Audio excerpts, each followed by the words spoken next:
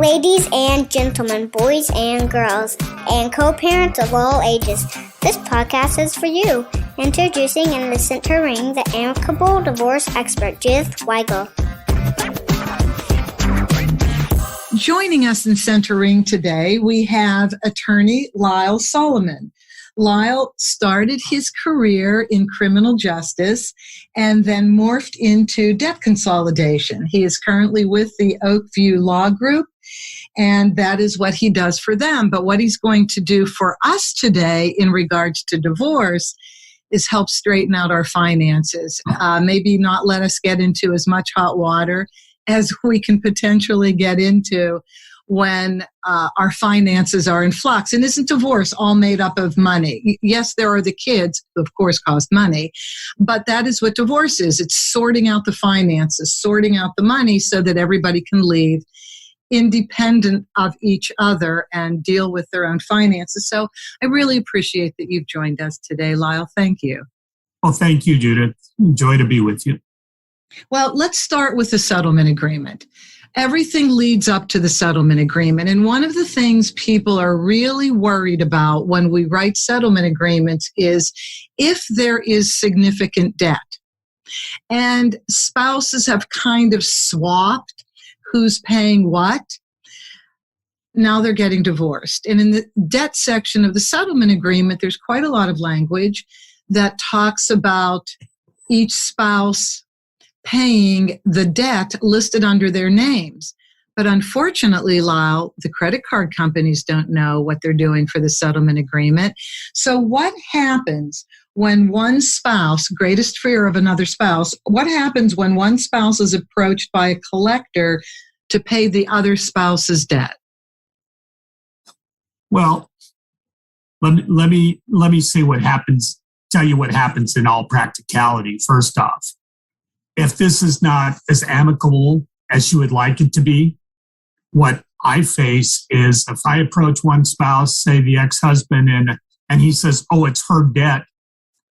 And if he's not happy with her at that moment, I get every piece of information from him that I might ever want to know, especially about finances, where she's working, what assets she has that she got out of the divorce. And heaven help the person whose ex is not happy with them when a process server or a debt collector comes to them, because they're more than happy to share all the information there is. And there's one big reason for that, even if they are happy with the ex, even if it has been amicable. And part of it is they don't want to be responsible. They want, if in the settlement agreement we said wife is going to be responsible for all of these debts, and I come to husband and he says, but I'm not responsible. Majority of the time, he's more than happy to tell me everything I need to know to go after wife, because she's now got the debt. And are you inferring that she's not paying the debt? And that is the circumstance that I'm talking about. Okay. Is if we're not being paid, if things have gone into arrears, that's when I get contacted about these things. And so when a debt collector comes, and husband's first hope is, you're not going to come after me because I've just told you that she took the debt on. She took that responsibility.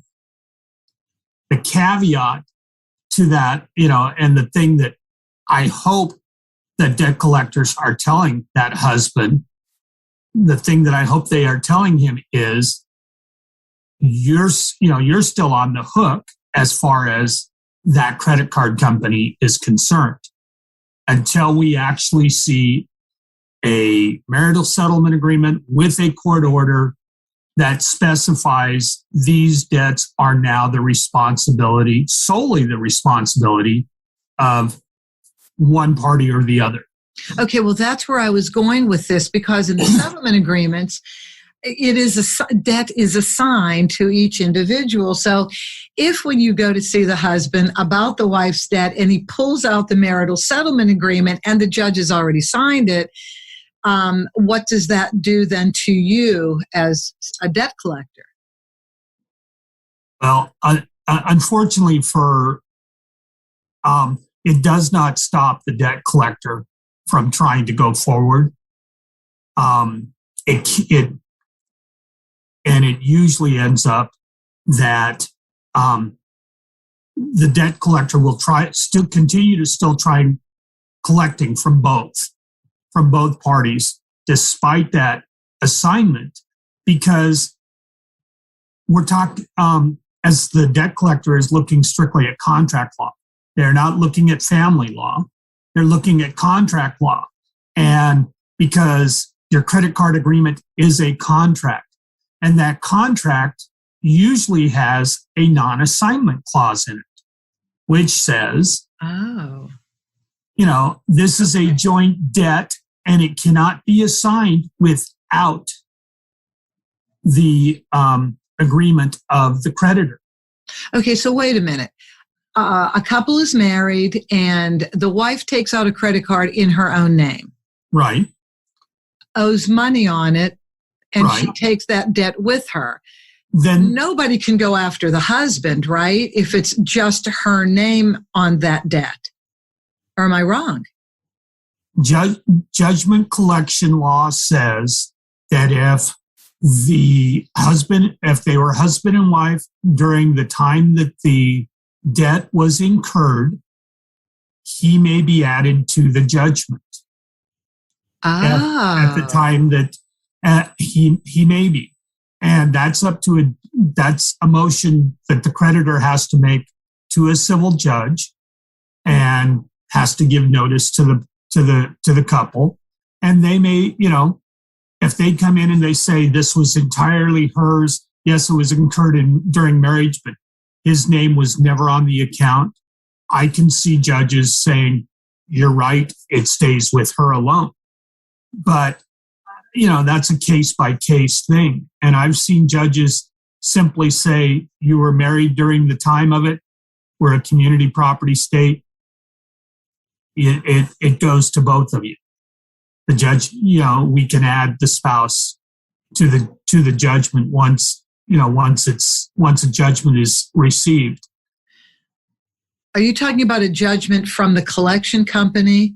Yeah, once the collection company has a judgment against, say, in this instance, you're talking the wife's card.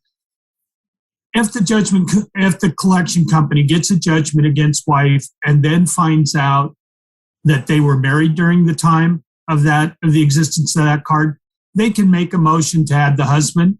Now, if they're already divorced by that stage, as a practical matter, the most collection companies, I don't think, are going to go after try and add husband because they're now divorced. Okay, that's a relief to people listening. That's a big relief. Well, and it can get messy. As we've discussed, finances can get very messy, and even like you say, the agreement is what the parties want to live by and what the parties negotiate and so forth. But they, it may be up to a civil judge to decide how that initial contract with the creditor is interpreted, even relating it to the marital settlement agreement and what order comes out of the family court. Okay. Now let's look at a topsy-turvy situation that really does happen, and that is husband makes more money than wife. They're getting divorced. Husband wants to help wife out and assumes some of her debt, and it's listed in the settlement agreement as part of the settlement. Then something happens to husband, the pandemic, job lost. Now he can't be responsible for what he assumed in the marital settlement agreement. Debt collection company goes to wife because they don't know, right? Wife Right. pulls out the settlement agreement. But wait a minute. Yes, I agree. That was my debt. But he, in the settlement agreement, and look, the judge signed it, said he would take it off my back. They don't care, do they? No.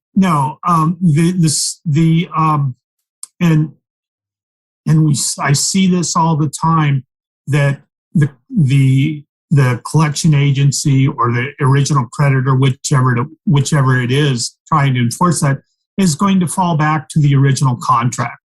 Who were the parties to the original contract, the original agreement? And again, they're going to the big thing they're going to say is, if you assigned it to somebody, we, the creditor, had to be a party to that assignment. Yes, we'll accept payment from anybody. That's just a fact there, that the creditor will accept payment from anybody on your account. Now, I said that, and then I just realized that I've dealt with banks and credit unions that won't, that may not. I've had an occasion where, a stranger can't deposit into your account, but making a payment on a consumer debt is one of those things where, if it's properly routed, I have not seen the creditor have a problem with who that payment's coming from. They're willing to accept it. Okay. Innocent spouse relief. What is that? It has such a nice ring to it, doesn't it? It does. And again, it's my experience with it is very limited. But what I have, the little bit I have seen of it, is where you have one spouse acting in a manner that the other spouse is totally ignorant of. And that in large measure comes with tax returns, signing off on tax returns without reading. Honey, just sign exactly. Where I think of, when you say innocent spouse relief, I immediately go to, there is some kind of fraud, whether it be tax or, in the arena of taxes, or some other manner, that the innocent spouse is somehow caught up in because they were married at the time. And the unfortunate thing is, in civil law, that's called an affirmative defense, which means it's upon the innocent spouse to come and put forth evidence of that innocence. And in some cases, it's very easy. Things were signed when they weren't there, dated, at a time when the spouse wasn't there. I know. Isn't it shocking that one spouse will sign, and I actually mean this, one spouse will actually sign the other spouse's name, whether it's on an IRS, a tax return, or on a refinance of a mortgage, and the person whose name was forged is in shock. How could this transaction happen without me signing it? Well, isn't that easy enough to figure out? A handwriting analysis maybe will do the trick. Do you know what a handwriting expert charges these days? More than $5? No, how much? Oh, yes. And in fact, on that point, I'm probably going to go spend a good part of a day next week or the week after with a handwriting specialist in a case out of Santa Clara County that is large enough numbers that it warrants having this expert and spending most of a day with him to go through documents, and specifically one document that one side claims is a forgery, and it's very material to the case. So I know, I have no doubt that in most of these situations with the spouse, where one spouse is claiming innocence, that the numbers are large enough to merit that. But at the same time, if the innocent spouse is usually the one that doesn't have anything to be able to fight with anyway. So it's a hard circumstance. What words of wisdom can you give people when they're dividing up debt in a settlement for a divorce, and they're trading off who's paying what? What can they do to assure that they go forward in a clean manner, paying off the debt? The first thing that I would say is be honest with each other about it. And I mean beyond just, hey, I took on this debt, I took on that. Be honest about the amount. Be honest about what is actually there. And part of that honesty then, be realistic. I mean, we see guys all the time, and I should say guys, we see parties all the time, whether it be the wife or the husband, one of them wants to be the white knight, to be, the hero here. And I'll take on all the debt. Well, you have to be realistic as to your ability to do that. If one party has got a law degree or an MBA, some advanced degree, and the other party doesn't even have a bachelor's degree, most of the time that indicates a great discrepancy in earning potential. And so, the one who has the lesser earning capacity or potential should be realistic about what they're willing to take on and what they're going to offer to take on. And that goes both ways, though, too. I unfortunately have seen friends get near my age and decide that, I'm tired of this life, and file for divorce. And one, the other party saying, oh, but you've been making a great living. Yeah, but I'm ready to retire. And my retirement income is going to be very, very different than what my income has been prior to, while working full time. Mm-hmm. So it's be realistic about it and be honest with each other about what the expectations can be and should be. Okay. Under the umbrella term of be realistic, of course, there are cases that we've all seen in which one spouse knows there's debt, but doesn't have a clue the massive extent of the debt until the disclosure forms are completed and exchanged. And then the unknowing spouse just about faints. Right. Debt's so heavy that spousal and child support, how are they going to get paid? Because even if you can attempt to make the minimum payment on 20 stores, I've seen this, I've written this, that takes up all your money if you're of an average earning situation, in an average earning situation. So I've asked if bankruptcy ever crosses their minds. Is that the only option? How do you, if you had to counsel somebody that's overwhelmed with debt, with credit card debt, store debt, they're getting divorced, they have kids, there's spousal and child support, the roof is caving in. What do you do? Well, bankruptcy clearly is a valid option.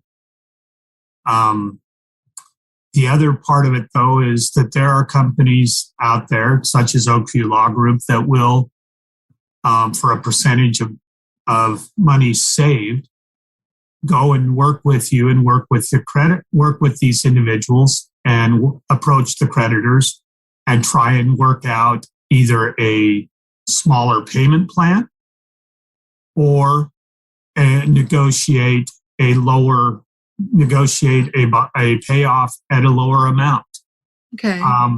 The sad fact is, though, that majority of creditors do not do those kind of negotiations until you're behind, until you have missed 2 or 3 of those minimum payments. And they're in a position where they could now go and file a lawsuit and go and get a judgment to try and find a way to start collecting on it. So it's, those are options. In that specific situation with that much debt, I know that a lot of people find that bankruptcy may be their best solution. And I just always caution people that if they're going to go, that's what they choose to pursue, the path they choose to go down, that they gain as much knowledge about it as they can first, so that they know all of the ramifications. Now, the one plus, or maybe a plus on that, is for the other spouse is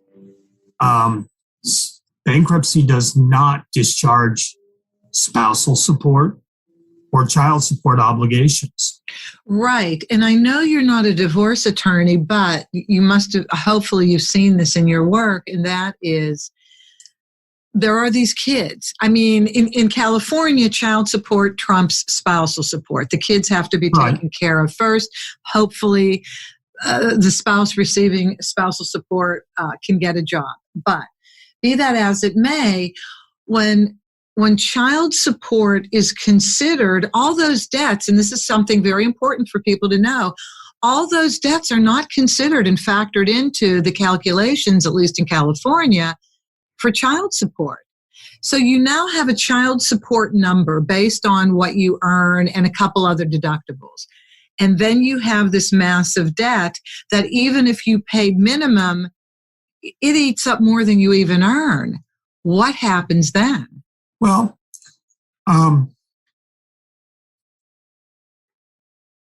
one thing that can happen, and I don't ever advise people to just casually let a judgment be entered against them, but you bring up a good point, and that is that when, say, this spouse then defaults on all those accounts, and they get assigned to a collection agency, or the creditor themselves comes after them, and they can't defend it in court. They don't have a legal defense, and now the creditor has a judgment, and the creditor wants to collect on that judgment. Well, the first thing that a creditor, or that I have in the past looked at with creditors when trying to collect on a judgment is our debtor employed? Where are they employed? And let's get a writ from the court and send out a garnishment of wages. And wages can be garnished at up to 25% of your wages earned. Well, the first thing, if that happens, the debtor receives notice that there's a wage garnishment out there, and they are told, or they have the option then of filing what's called a claim of exemption. And a claim of exemption says, my wages should be exempt from collection because, and I've seen them, and people say, well, I have this car payment, and I have this credit card payment, and I have this private school payment, and I have, I owe my mother money, and they put all these things down. Well, the statute doesn't care that you have another car payment, or that your child goes to private school even. But if you have court-ordered spousal support and child support, those two items are, are bases for a court to grant a claim of exemption. Oh. And I had instance years ago where I had a man who had a very prestigious, high-paying job, and he owed my client quite a bit of money. And I sent out the wage garnishment, and I got it back, and we collected $90 a month for several years from this man. And the reason, and it wasn't what was available, but we sat behind his child support obligations. And so we were, we with a couple of other creditors, I don't know exactly how many there were, but I know we weren't the only one, sat there getting, $90 a month, which didn't even cover the costs and interest accruing on a monthly basis on this debt. But we could not by law collect any more from him because child support was there. And, believe me, my client knew when those children were going to age out and would remind me every once in a while, when one of them did, so that we could hopefully get in there before somebody else and get a little more money. I see what you're saying. But in the meantime, while those child support orders weren't in place, and you already know that, they're not something that have to be renewed. They are based on certain criteria, and they go until, what is it now? Age 19? 18 or 19, but graduated from high school is the key. Right. So, they don't, if you start going out, I have heard of and actually known a couple of people that, had a full 14, 15 years of that, of paying child support because of when the divorce occurred. Right. So that is a tool that that the debtor can use. And it's a form. It's a simple form, but there are time limits and they have to use it. And that's one of the things that I encourage people when they say, oh, I used to get calls from different people about, hey, I owe on this credit card and they just filed a lawsuit against me. What do I do? And while I was representing banks and credit card companies, I had to say to them, well, you need to call somebody else. I can't really do that. But I would tell them, every county in the state of California is supposed to has either for that county or for neighboring counties may share a public law library. And every public law library is supposed to have a self-help service. And I see where you're going with this. And that is usually manned by attorneys that are volunteering and can help people. And so I advise people all the time, and judges advise people all the time that show up and say, hey, I don't know what I'm doing, but I can't afford an attorney, or I haven't found an attorney who will help me. I've watched judges have their bailiffs, clerks, whoever in the courtroom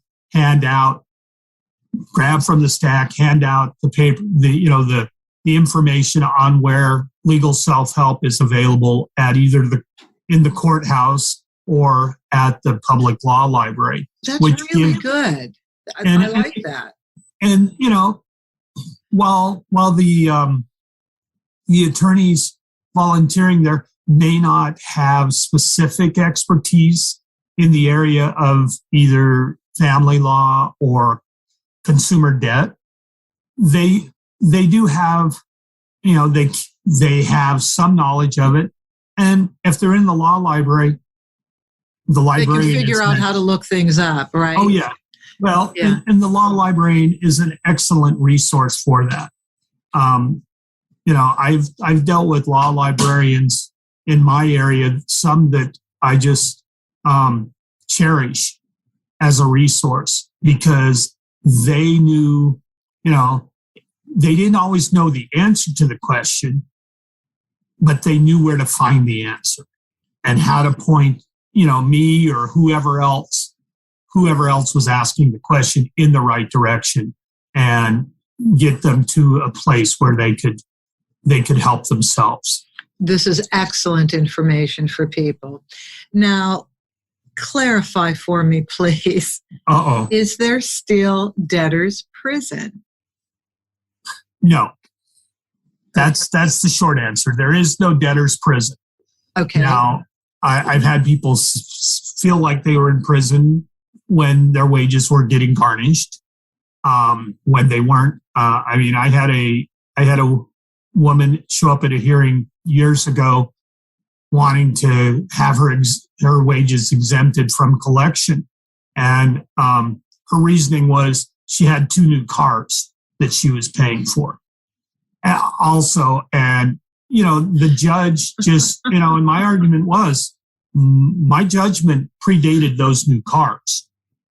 Don't you just love people innocently? But I have 2 new cars to pay for.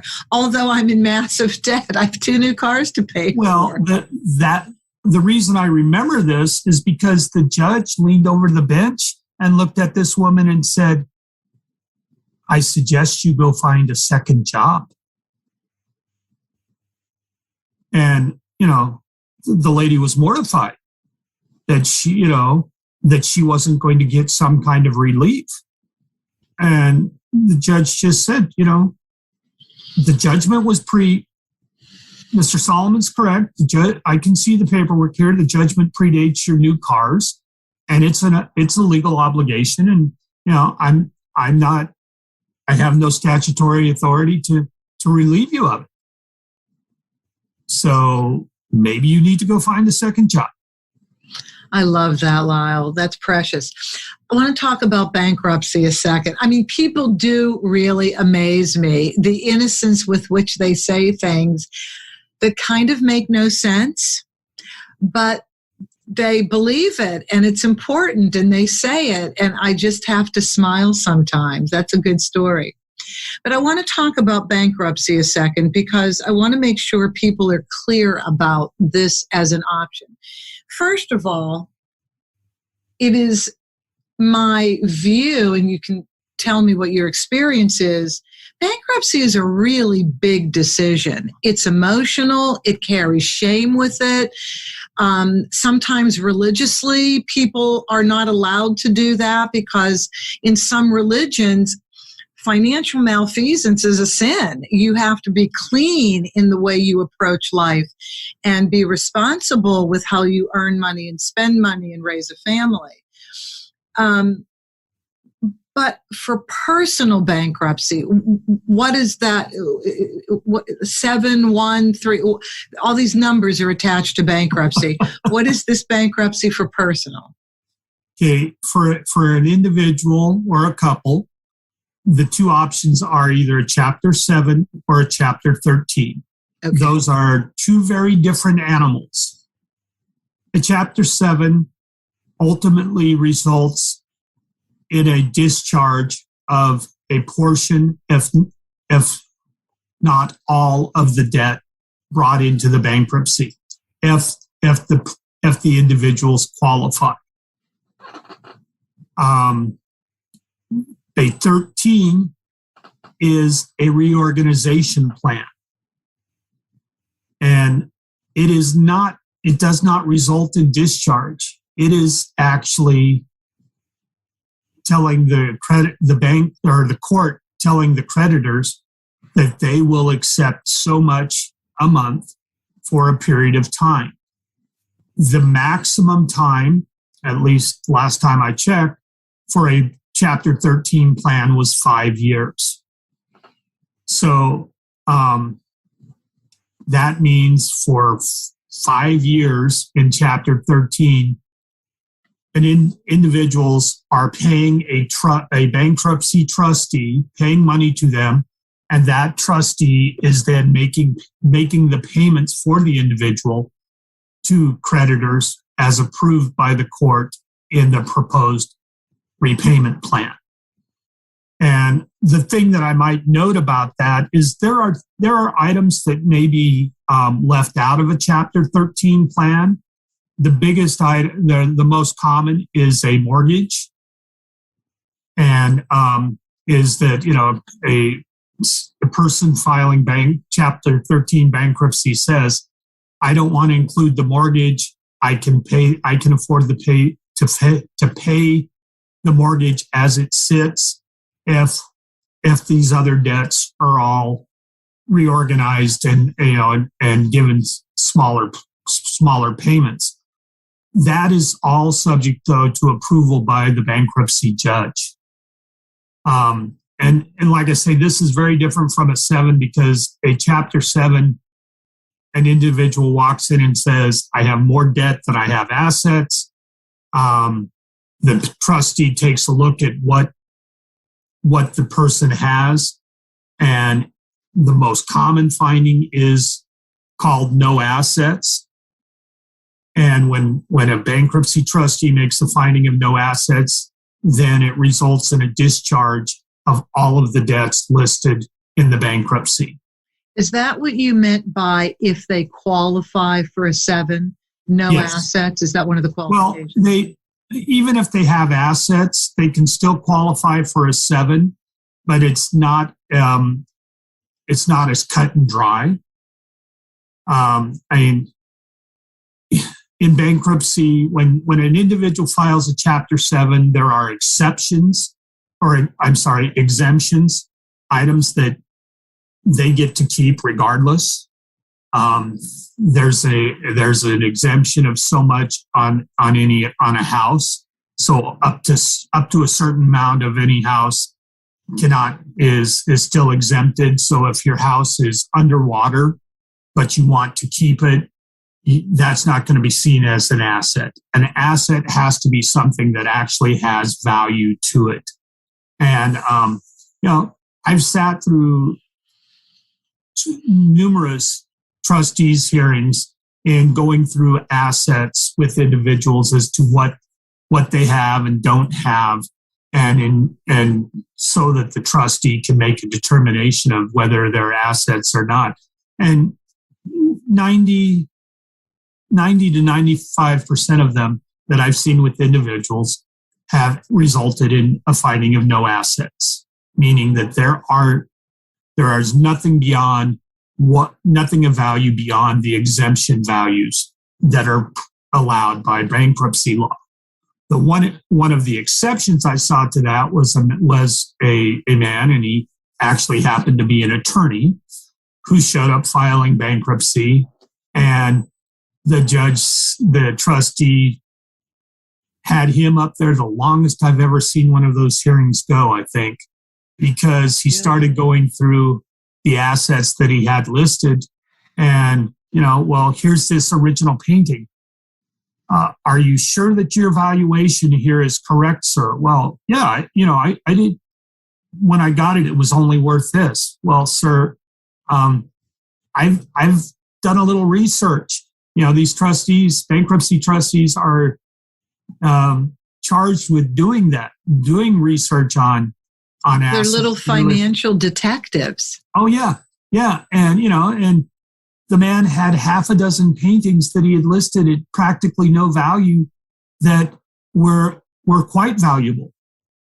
And in another one of those exceptions that I sat in, the man had 3 classic cars that he had listed as no value because they weren't currently operating. Well, but there were pictures of them at car shows. They were not the rusted out, beater that's sitting in the barn. They were classic cars stored in climate controlled oh my garages, and that had won awards at car shows. They had value.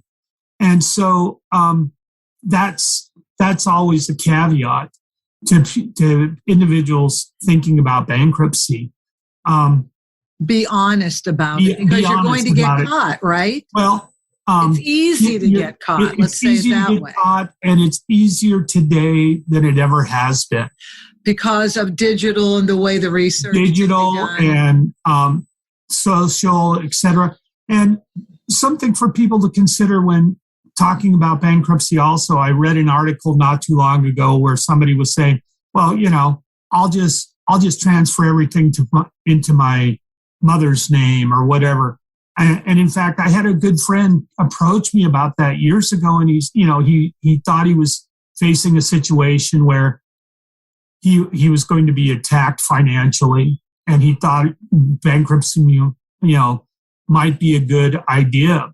And his first thing was that he had several bare lots of real estate, and he was going to transfer them into his mother's name.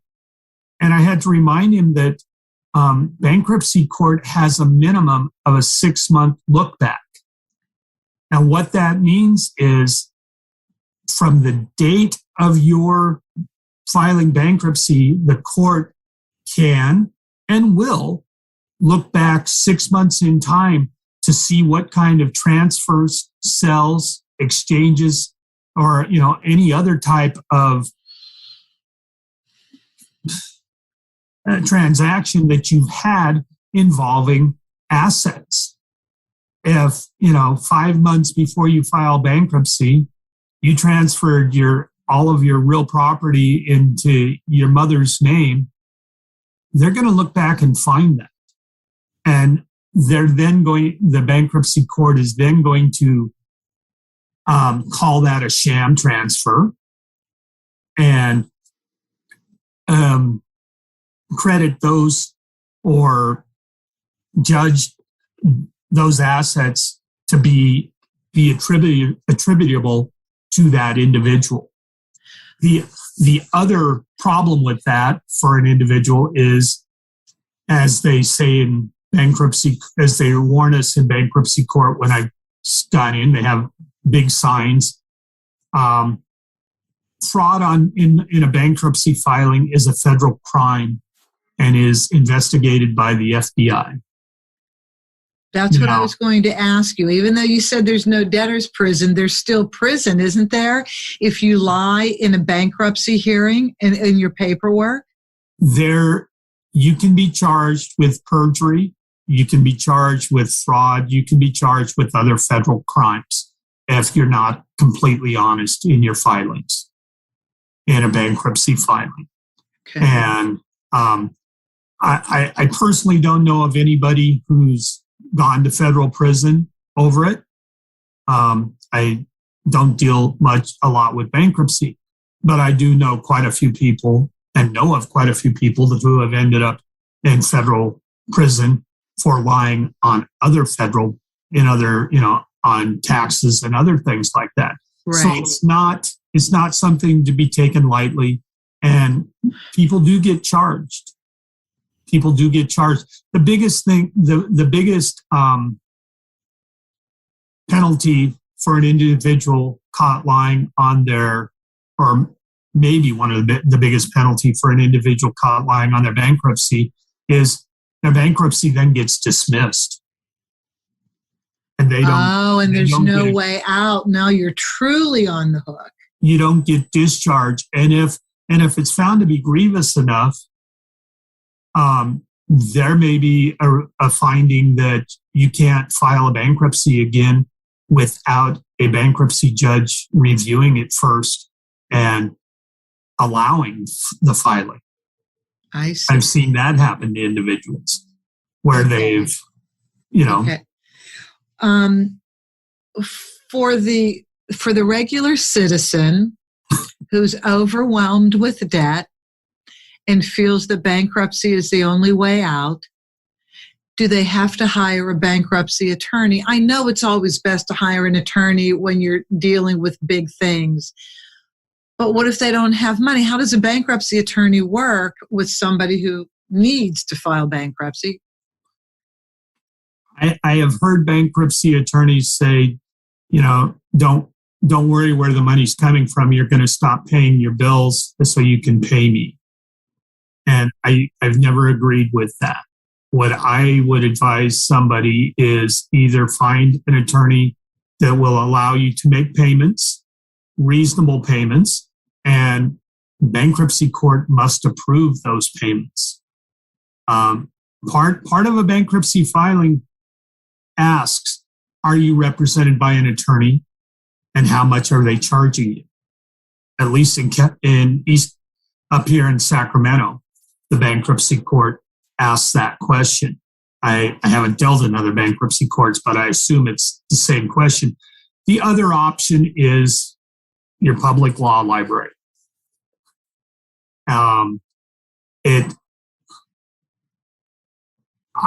just refer to the Sacramento Public Law Library because it's the one I'm most familiar with right now. It has an entire section on bankruptcy. It has a larger section that includes federal lawsuits, federal law, federal actions. So there is a whole bookshelf there that talks about bankruptcy and how to file and what needs to be done. Not that I am plugging them, but there are a lot of good self-help books on not just bankruptcy, but other legal matters for individuals that are available in law libraries. Sacramento Law Library has an entire section of self-help books, and the subjects range from how to write your own will to how to get through bankruptcy, and almost everything in between that you could think of. So while I agree with you, it is best to get professional help, to hire an attorney if you have that option. But if you don't, then use there are resources available, and going to a public law library is a very good first step. And everyone, or almost everyone I've ever dealt with, has a self-help section with books written by attorneys, by law firms, by judges, by legal scholars that can help and be at least a good starting point. That is excellent information to know that that's available to people. I did an episode earlier this year on financial infidelity. Mm-hmm. I had not heard the term before, but I understood it once it was explained to me that in a relationship, you're in a personal relationship with somebody, and one person just spends a lot of money without explaining, telling. The other person just trusts, okay, everything is fine, not really looking at bank statements and balances, and until the roof starts crashing in. Mm-hmm. And notices start coming to the house. And so, yes, bankruptcy is an option. And I know that this is out of your purview, but I just wanted to approach this for a second and see if you had anything to say about it. When people get into financial trouble, could we assume that there is an emotional attachment to money that may need to be dealt with and sorted out, so that once this one bankruptcy or debt consolidation option is taking care of the current debt, that you don't get back into it again? Have you ever dealt with this in conversation or professionally at all? I have a bit. And let me put this in the, I recognize this in going to bankruptcy court. One of the questions is, the bankruptcy trustee asks the individual filing bankruptcy is, have you ever filed bankruptcy before? And if you did, when, and how long ago, and what kind of bankruptcy? And sitting through some of these hearings, there'd be 10, 15 of them on in the hearing in the same session I was in, and I noticed that majority of the time there was, out of 10, there was maybe one person who had ever filed a bankruptcy before, and it had usually been years and years and years ago, and just there had been circumstances. I mean, the biggest circumstance I can think of is that the last time I was in bankruptcy court regularly was the recession, 2008 through 2012. I had a feeling you were going to say that. That was huge for everybody. I was there a lot, and it wasn't, and so, there were individuals that these were circumstances that had happened to, and not individual choices they had made. But I distinctly remember one man there, and the first time, I think the only time I'd heard this, and when the trustee said, "Have you ever filed bankruptcy before?" Yes. When? Well, my last one was 7 years ago. Your last one? Have you filed previously? Yes. 14 years ago. The man turned out to be a compulsive gambler, and he was in a cycle that he had filed bankruptcy and got rid of all of his debt however many years ago, and returned to the same behaviors and somehow kept things afloat until he was eligible for bankruptcy again, and then refiled again. And, bankruptcy, you're only eligible once every 7 or 10 years. There has to be a minimum of 7 years between filings. Okay, good to know. But he was a man who had found that was part of his lifestyle. It sounds like it was part of his lifestyle. It was part of his lifestyle. And like I say, as I listened to him and did a little, asked a few questions, it turned out that the biggest thing was, as I said, he was a compulsive gambler. Half of the creditors listed on his bankruptcy filing were cash payday loans and Indian casinos. Okay. Just quite frankly. Right. And so there is an emotional and a psychological element for some people. Some people, I think this man just had a problem that he hadn't addressed, at least not at that time. And so, and I don't think he recognized that he had a problem. And so that, that goes, back to be honest. Be honest with yourself first. Well, first of all, being honest, recognize that this is a problematic cycle. Right. This isn't normal. This isn't healthy. This doesn't advantage you. You can't grow. You can't build. And when I had these two doctors on, they were family law, marriage and family therapists, but they specialized in financial infidelity and worked with people that had never had the upbringing and the discussion about finances, because it doesn't happen in everybody's home. I bet it doesn't happen in at least half the homes in this country that there's a discussion about finances. And then you have that gender gap. If there's going to be a discussion, more than likely it might be between father and son, not father and daughter. That was kind of what it was like in our home. But we didn't have a lot of discussion about how to behave financially, other than, and this was the one really good thing my dad always said, and my brother did it quite well, always put 10% of your income away. always, without fail, because this is how you're going to live in the future. You just can't live on the immediacy of the moment. But I do recognize, and I had to deal with this with myself, if I'm going to be completely honest and vulnerable here, is I had to learn how to have fun saving money instead of spending money. Right. I never got so bad that I had to declare bankruptcy, but I did understand that I could have been more responsible in how I handled the money that I earned. Oh yeah, no.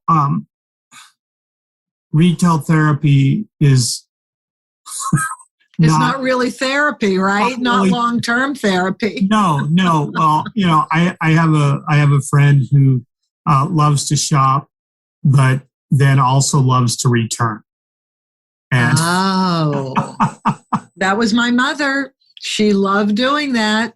I don't know why, but she did. I wonder why. And I've been told it's so much fun to find that and to acquire it and then get home and say, but I don't need it. And, my grandmother, who lived to be well into her 90s, was a teenager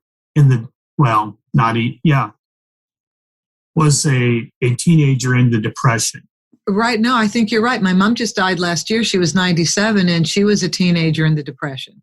And they lived differently. And she, I remember having a conversation with her once. One of my cousins was staying with her and she'd said to him one day, a berry pie sounds really good.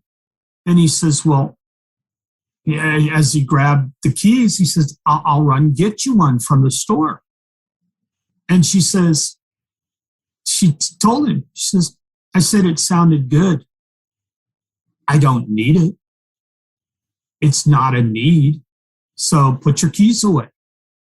And that was just it, was that we have a different mentality than that generation grew up with. Right. They grew up very much with, that sounds good. That'd be nice, but I don't need it. Or, because they grew up in an era when, they could have things sounding good all they wanted, but they weren't there. They couldn't get them. Right.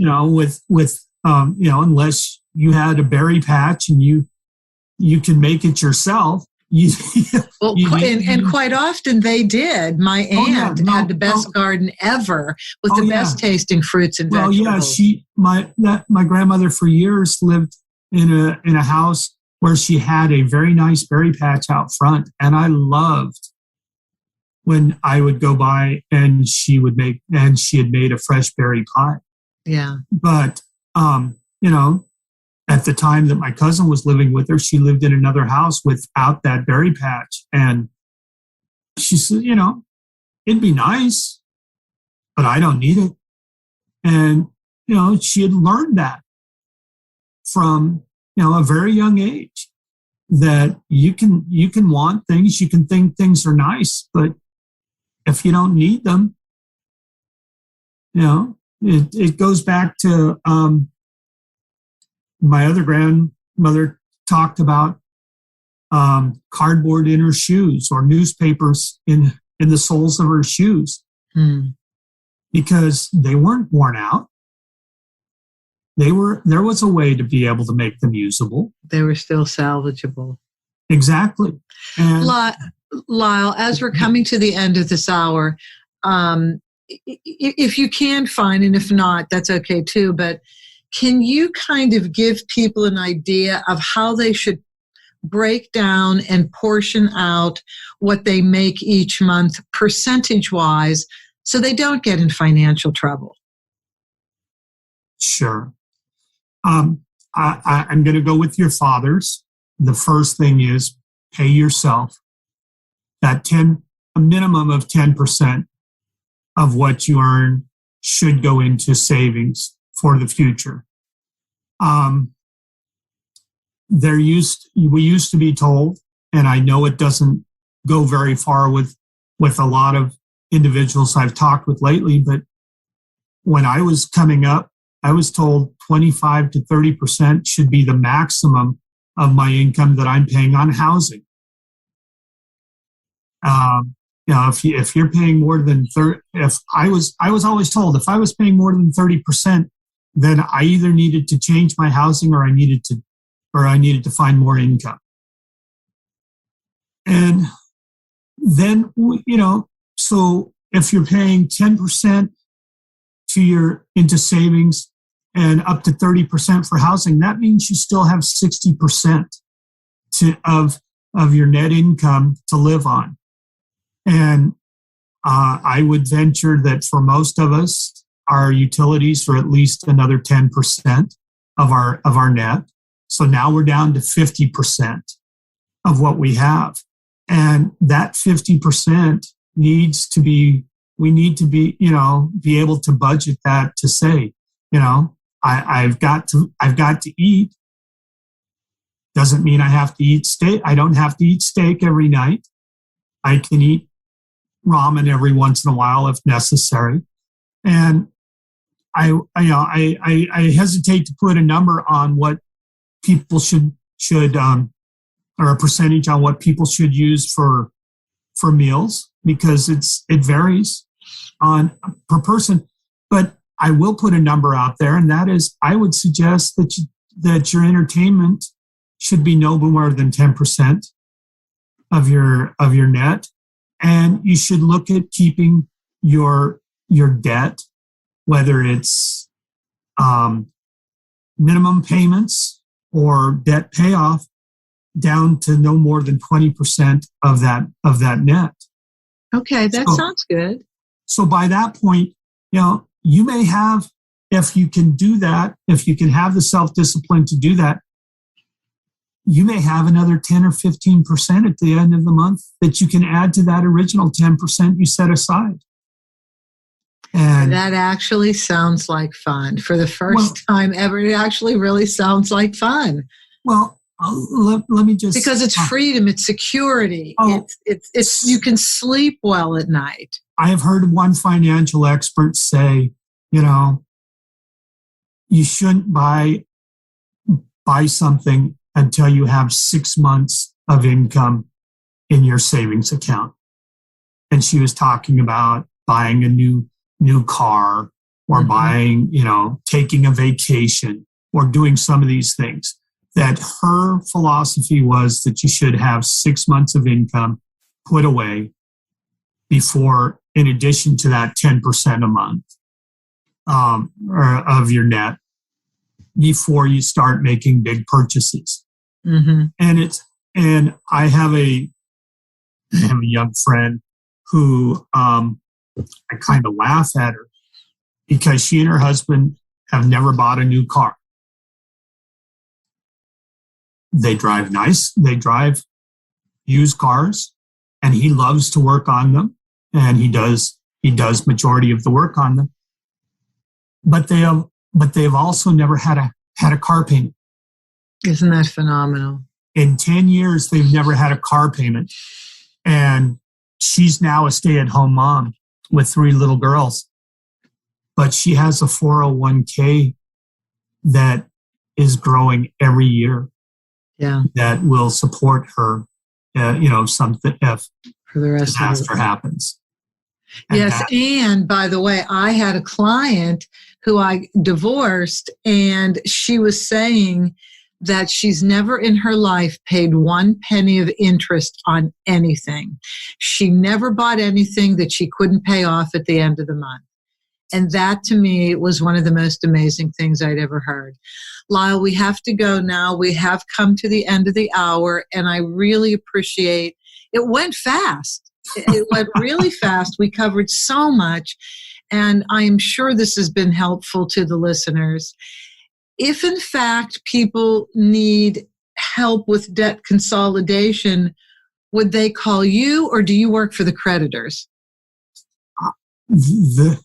Well, I've done both in the past. The best way, though, is to contact Oakview. Contact me through Oakview, which is ovlg.com. ovlg.com, oakviewlawgroup.com. Exactly. And they can find us there. And we have a network of attorneys throughout the country that are there to help, as well as our staff that are there to help. I really appreciate this, Lyle. I really do. And I hope to have you come back sometime. Thank you. Thank you for joining us. And thank all of you, of course, for listening each and every week. If you would like to contact me, comments, or suggestions for other shows, you can do so through my website, theamicableddivorceexpert.com, theamicableddivorceexpert.com. And as always, have an amicable day. That's our show for today. Thank you for joining us. Be good to yourselves, be kind to your spouse, and cherish your children above all else.